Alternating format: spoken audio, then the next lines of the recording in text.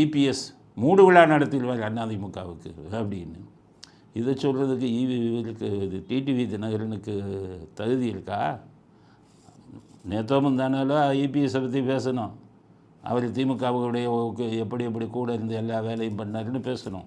இன்றைக்கி தினகரனை பற்றி பேசணும். தினகரன் இபிஎஸ் மூடு விழா, இபிஎஸ் அதிமுகவுக்கு மூடு விழா நடத்தினாலும் எந்த காலத்திலும் டிடி தினகரனை அதிமுக தொண்டர்கள் ஏற்றுக்கொள்ளக்கூடாது. நல்லா புரிஞ்சுக்கங்க.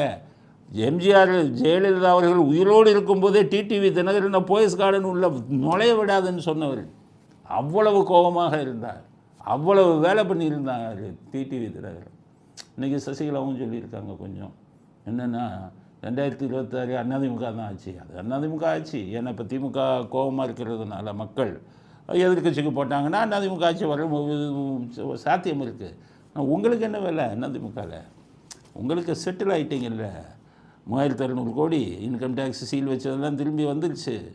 ரைட்டு. மீடாஸு அவங்க ஆர்டரே கொடுக்குறதில்ல. அவங்க இதில் அவங்க கூடிய சீக்கிரம் மூடிடுவீங்கன்னு நினைக்கிற மீடாஸ் கம்பெனியை திமுககாரன் தான் போட்டுறான்ல. அவன் கட்சிக்கு தொழிற்சாலை வச்சுருக்கிறவன் அவனுக்கு கமிஷன் கொடுக்குறவனுக்கு தான் ஆர்டரு.